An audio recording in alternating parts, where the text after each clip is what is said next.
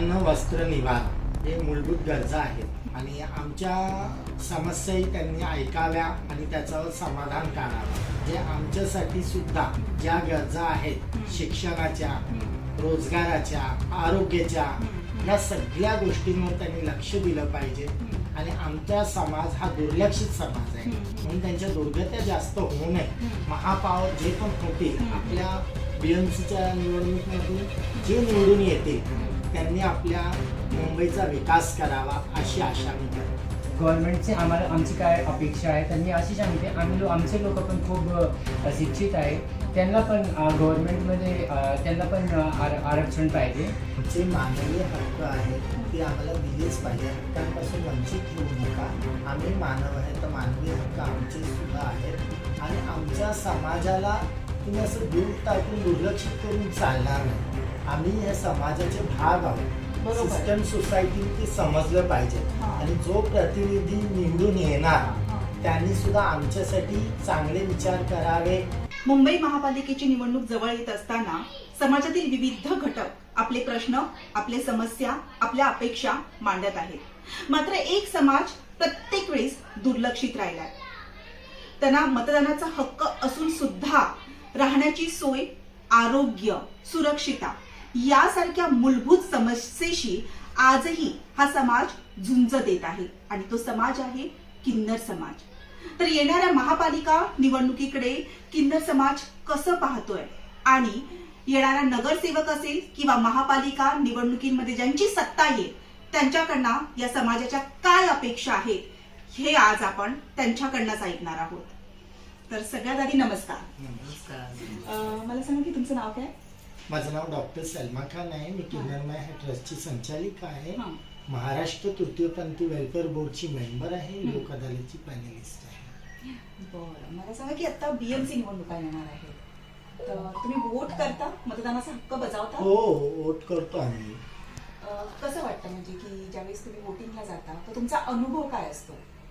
खूप छान वाटतं आम्हाला. आम्ही वोट करताना 2014च्या पहिले आम्ही ॲज अ मेल फिमेल म्हणून वोट करायचो, पण 2014 नंतर नालसा जजमेंट नंतर आम्ही आमच्या आयडेंटिटी बरोबर वोट करतो. म्हणजे तृतीयपंथी म्हणून आम्ही आमचा वोट करतो. बरं, तुम्ही वोटिंगच्या इथे म्हणजे मतदान केंद्रावरती जाता त्यावेळेस तुम्हाला वागणूक, समान वागणूक दिली जाते? हो हो, समान वागणूक दिली जाते. बरं, जी सत्ता येईल त्या सत्तेकडनं तुमच्या काय अपेक्षा आहेत? अन्न, वस्त्र, निवारा हे मूलभूत गरजा आहेत आणि आमच्या समस्याही त्यांनी ऐकाव्या आणि त्याच्यावर समाधान काढावा. म्हणजे आमच्यासाठी सुद्धा ज्या गरजा आहेत शिक्षणाच्या, रोजगाराच्या, आरोग्याच्या, या सगळ्या गोष्टींवर त्यांनी लक्ष दिलं पाहिजे. आणि आमचा समाज हा दुर्लक्षित समाज आहे म्हणून त्यांच्या दुर्गत्या जास्त होऊ नये. महापौर जे पण होतील आपल्या BMCच्या निवडणुकीमधून जे निवडून येतील त्यांनी आपल्या मुंबईचा विकास करावा अशी आशा मी करते. मला सांगा की तुमचे फेवरेट कोण आहे? देवेंद्र फडणवीस की राज ठाकरे की उद्धव ठाकरे? सगळेच माझे फेवरेट आहेत. सगळेच फेवरेट आहे तुमचे? सगळेच फेवरेट आहेत. जे आमच्या भारताचा, महाराष्ट्राचा विकास करतील सगळेच माझे फेवरेट आहेत. माझे देवाभाऊ सुद्धा फेवरेट आहेत. माझे राज ठाकरे सुद्धा फेवरेट आहेत. माझे उद्धव ठाकरे सुद्धा फेवरेट, एकनाथ शिंदे पण फेवरेट आहेत आणि सगळेच आपले आहेत. बरं, तुम्ही सांगा की तुम्ही मतदान करता? हो, करतो आम्ही. माझं नाव वाडेकर आहे बरं, आणि मी किन्नर ट्रस्ट मध्ये ऍज अ सेक्रेटरी काम करतो. सेक्रेटरी म्हणून तुम्ही काम करता? हो. तर तुम्हाला एक सार्वजनिक ठिकाणी जाताना तर सुरक्षितेबाबत, सुरक्षितता याला तुम्ही काही समस्या येतात सार्वजनिक ठिकाणी?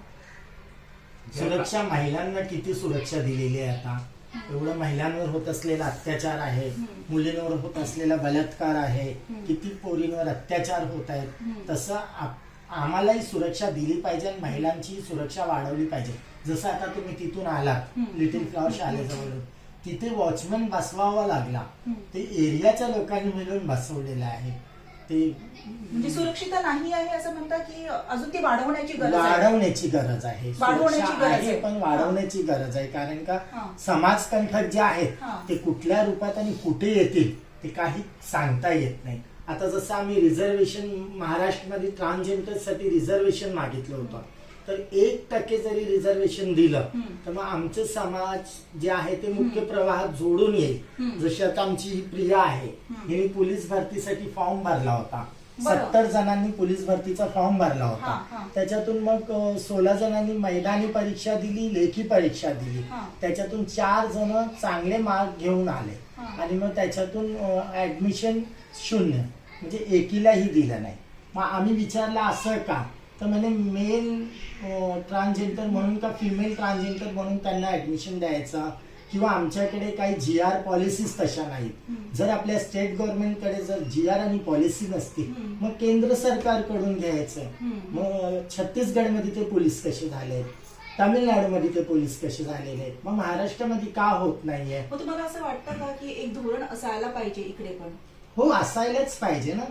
आता आपला वेलफेअर बोर्ड आहे ट्रान्सजेंडरसाठी, मग त्या वेलफेअर बोर्डच्या माध्यमातून समाज कल्याण आयुक्तालयाने त्या महाराष्ट्रामध्ये रिझर्वेशन दिलं पाहिजे ट्रान्सजेंडर्सला. मग आता तुम्ही बोलताय ट्रान्सजेंडर तुम्हाला बॅगिंग करताना दिसतायत, सिग्नलवर दिसतायत, तिथे दिसतायत, मग त्यांच्यासाठी रोजगार सुविधा का नाही करत, त्यांच्यासाठी पेन्शन सुविधा का नाही करत आहे सरकार? त्यांच्यासाठी अन्न वस्त्र निवाऱ्याचा प्रश्न का सोडवत नाहीये? बरोबर, मला तेच तुम्ही काय सांगाल? नमस्कार, माझे नाव प्रिया मडके आहे आणि जय श्रीराम. जसं की तुम्ही विचारलं की आम्हाला गव्हर्नमेंटची आमची काय अपेक्षा आहे, तर मी अशी सांगते आमचे लोक पण खूप शिक्षित आहे, त्यांना पण गव्हर्नमेंटमध्ये त्यांना पण आरक्षण पाहिजे. जसं की पुण्यामध्ये महानगरपालिकामध्ये पण आमचे लोक खूप ॲज अ सुरक्षा गार्ड पण काम त्यांना ते लोक करतात. इथे आमच्या मुंबईमध्ये तसं नाही, तर आमच्या असंच अपेक्षा आहे की आम्हाला पण तिथे एक आरक्षण भेटायला पाहिजे. आरक्षण भेटायला पाहिजे. असं वाटतं का की BMC मध्ये एक किन्नर समाजाचं प्रतिनिधित्व करणारं कोणीतरी असायला पाहिजे मुंबई महापालिकेच्या ह्याच्यामध्ये? तुम्हाला वाटतंय? आमचा प्रतिनिधी जर असेल तर मग तो आमच्या समाजाच्या लोकसभा आणि राज्यसभामध्ये पार्लमेंटमध्ये त्याला मांडता येते. आणि आमच्या समाजाच्या प्रती ती व्यक्ती आमच्या सगळ्या गोष्टी ज्या आमच्या दुःखद भावना आहेत किंवा ज्या आमच्या गरजा आहेत ते तिथे डायरेक्ट संपर्क करते. म्हणजे ते प्रतिनिधित्व करणारं नक्की कोणीतरी हो, असायला असलंच पाहिजे, पाहिजे. असलंच पाहिजे. असं राहिलंच पाहिजे. तुम्ही काय सांगाल की मतदान येत आहे, मतदान करता? Hello ma'am, माझं नाव जोया शेख आहे हा. and I am an entrepreneur. I do business in herbal products and I am working with Kinarma Trust also. And I look forward that transgender should also grow. They should also get their rights. We should also stand in elections. We should also get the rights to talk about humans because we are the people who will not do partiality with men's and women's. If we stand somewhere, then we can do justice with the people and for the people. And we are facing so many problems from our birth till today. As I am an entrepreneur, I am facing so many problems regarding my business, regarding getting upward, getting certificates, getting incorporations. So I think that whoever comes to rule the Mumbai BMC elections, whoever rule it, they should look after transgender rights also, and they should look after this that society should not discriminate us. They should understand what we are feeling from inside, as we also feel pain and we also feel that we should also become doctor, engineer, businessman, election commission and anything, whatever post in hospitals or in BMC offices. We should get jobs as regarding our jobs on our education and on basis of our skills, whatever skill development we are doing with Kinarma Trust. And we are working on it. Many transgenders from Kinarma Trust are developing their skills and moving forward to be designers, to be dance teachers, to be working with many other communities. बरं, तुम्ही काय सांगाल की मतदान करणार आहात आणि कसा महापौर हवा आहे तुम्हाला? Yeah, of course we will do it. No problems. Hi, I'm Zara here in a textile industry, the fashion designer. Hello. So thanks for the Kinarma Trust from the supporting roles from me and my futures. So I'm achieved and a goal from, and next year I will be working in a New York Fashion Week. Oh, So great, good. so thank you so much for the Kinarma Trust. Okay, अजूनही आपल्यासोबत काही आहेत, तर मला सांगा की तुम्ही या जरा पुढे या, इकडनं बोलूया आपण असं. हा, तर काय नाव तुमचं? नमस्कार, माझं नाव हर्षा तोरे आहे आणि मी किन्नरमा एक सामाजिक संस्थाची फील्ड सुपरवायझर आणि कम्युनिटी मोबिलायझर आहे. बरं. आणि मी थोडक्यात किन्नरमा ट्रस्टची माहिती देते. किन्नरमा ट्रस्ट ही मागील 14 वर्षापासून निशुल्कपणे काम करत आहे. BMC असो किंवा अनैतिक नगरसेवक असो यांनी आजपर्यंत आमच्या किन्नर समाजाकडे लक्ष नाही दिलं, कारण की वंचित नाही दिलंय ना, नाही हे स्पष्ट तुमचं मत आहे की नाही देत आहे? भेटत जरी असेल कुठेतरी तरी आमच्यापर्यंत आमचा अधिकार, आमचा हक्क पोहोचलेला नाहीये. मी जेवढेही निवडणूक उभे राहिलेले आहेत त्यांच्याकडे एकच आमची किन्नरमा ट्रस्टची आणि आमच्या पूर्ण तृतीयपंथी समाजाची मागणी आहे की आम्हाला आर्थिक मदत, पेन्शन, कौशल्य विकासाकडेही आमच्याकडे लक्ष द्या. आणि त्याचप्रमाणे किन्नरमा एवढ्या वर्षापासून काम करते ते सुद्धा निःशुल्क. आम्ही प्रत्येक महिन्याच्या 4 तारखेला HIV positive senior citizens, handicap यांना रेशन डिस्ट्रीब्युशन्स करतो. हेल्थ कॅम्प आयोजन आम्ही प्रत्येक महिन्याच्या 4थ्या किंवा 2ऱ्या शनिवारी आम्ही हेल्थ कॅम्प आयोजन करतो. आणि त्याचप्रमाणे आम्ही आमच्या फक्त किन्नर समाजाला न बघता आम्ही गरजू व्यक्तींपर्यंतही आम्ही राशन पोहोचवतो. जसे की आमच्या किन्नर समाजाच्या व्यक्ती जे माणसं आहेत त्यांना सुद्धा आम्ही करतो. म्हणजे नेबर जे गरजू आहेत ना, विधवा महिला, जे हँडिकॅप आहेत, त्यांचे सिनियर सिटीजन आहेत, त्यांना गरजू मदत करता. त्यांनाही राशन, म्हणजे किन्नरमाला आता जर तुम्ही राशन दिला तर आम्ही आमच्या किन्नर समाजाला देऊन सुद्धा शेजाऱ्यांना वगैरे गरजू लोकांना ते राशन आम्ही द्यायचे प्रयत्न. अजून एक मॅम, आज 13 जानेवारी आहे. आज 13 जानेवारी म्हणजे आज आमची पिंक रॅली असते. आज इलेक्शनच्या कार्यानुसार आज आचारसंहिता लागू झाली, त्यामुळे आज आमची पिंक रॅली सुद्धा रद्द करण्यात आली आहे. बरं, मला सांगा की पिंक रॅली म्हणजे नक्की काय आहे? पिंक रॅली ही थोडक्यात सांगा. पिंक रॅली आम्ही आमच्या किन्नरमा ट्रस्टच्या संचालिका डॉक्टर सलमा खानजी यांनी आजपासून 2014 पासून ही रॅली सुरू केली, फक्त आमच्या आश्रमाची मागणी. का तर आमचे आश्रम ही आमच्यासाठी ही मागणी आहे, का तर आज आम्ही जवान आहेत, आज आम्ही टाळी वाजून नाचगाणं करून आम्ही आमचा रोजगार चालू शकतो. पण यापुढे जेव्हा आम्ही आमचे हातपाय काम नाही करणार, आम्ही सुद्धा वयस्कर होणार, तेव्हा आम्ही कुठे राहणार? तुम्हाला असं वाटतं का की तुमचे जे हक्क तुम्हाला मिळायला पाहिजे त्या हक्कांपासून तुम्ही वंचित राहा, म्हणजे कुठे मिळत नाही आहे? नाही मिळत. मॅम, तुम्ही छत्तीसगडला, तामिळनाडूमध्ये पाहू शकता, डॉक्टर्स आहेत, पोलीस आहेत. मुंबई महाराष्ट्रामध्ये का नाही? बरोबर. हे आम्ही सरकारला विचारतो की का नाही आहेत. थेट आणि सवाल विचारायला पाहिजे ना. जे मुंबईला झाले पण आहेत डॉक्टर्स, फोटो जर्नलिस्ट किंवा बँकर्स, तर ते त्यांच्या एज्युकेशनवर, त्यांच्या सक्षमतावर झालेले आहे. सरकारने त्यांना काही रिझर्वेशन दिलेलं नाही. पण आम्ही अशी आशा बाळगतो की सरकारची ही झोप उडाली पाहिजे आणि त्यांनी आम्हाला मानव म्हणून आम्हाला मानवी हक्क दिले पाहिजे. आम्हाला मानवी हक्कांपासून वंचित ठेवू नये त्यांनी. बरं, मला सांगा की जर तुमचे हक्क तुम्हाला मिळत नाही तरी सुद्धा ज्यावेळेस मतदानाचा हक्क ज्यावेळेस असतो त्यावेळेस तर तुम्ही प्रामाणिकपणे तिथे बजावताय त्यांच्यासाठी. हो, कारण का हा माझा व्यक्ती स्वतंत्र अधिकार आहे. मी माझं मत द्यायचंच आहे आणि माझं एक मत किती महत्वपूर्ण आहे. जे मानवी हक्क आहेत ते आम्हाला दिलेच पाहिजे. हक्कांपासून वंचित ठेवू नका. आम्ही मानव आहे तर मानवी हक्क आमचे सुद्धा आहेत आणि आमच्या समाजाला तुम्ही असं दूर टाकून दुर्लक्षित करून चालणार नाही. आम्ही हे समाजाचे भाग आहोत. सिस्टम सोसायटीने ते समजलं पाहिजे आणि जो प्रतिनिधी निवडून येणार त्यांनी सुद्धा आमच्यासाठी चांगले विचार करावे. BMC मध्ये आमच्यासाठी काहीतरी सफाई योजना किंवा आमच्यासाठी काही रोजगार सुविधाबद्दल आमचे 3 बचत गट आहेत किन्नरमा ह्या संस्थेचे, तर मग त्यांना निधी का दिलेली नाहीये, असे खूप काही प्रश्न आहेत. प्रश्न जर आपण घेऊन बसलो तर ते खलास होणार नाही. वेळ खलास होऊ लागली आहे पण प्रश्न खलास होणार नाहीये. आम्हाला समाज स्वीकारणार नाही, घरवाले स्वीकारणार नाही आणि जर सरकारही स्वीकारणार नाही तरी सुद्धा आम्ही आमची वोट सरकारला द्यायला इच्छित आहोत.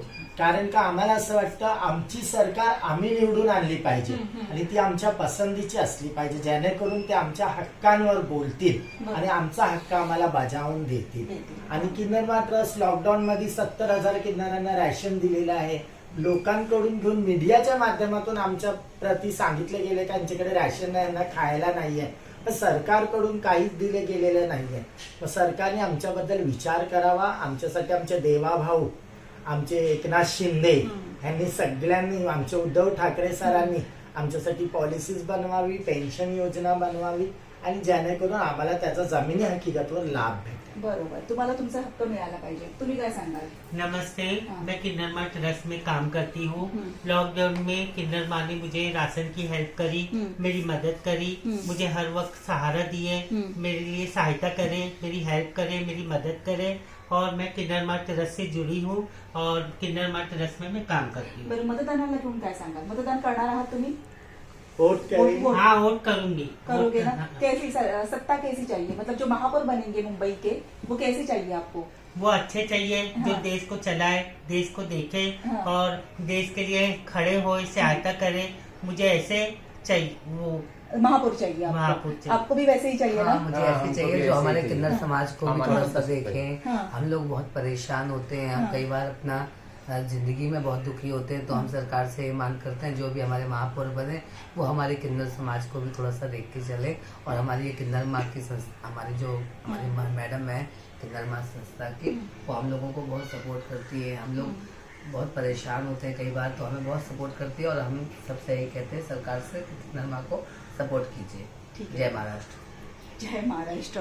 तर तुम्ही ऐकलत की या लोकांच्या काय अपेक्षा आहेत, काय समस्या आहेत. लोकशाहीमध्ये प्रत्येक मत हे महत्वाचं असतं, मग ते समाजातील कोणत्याही घटकाचं असो.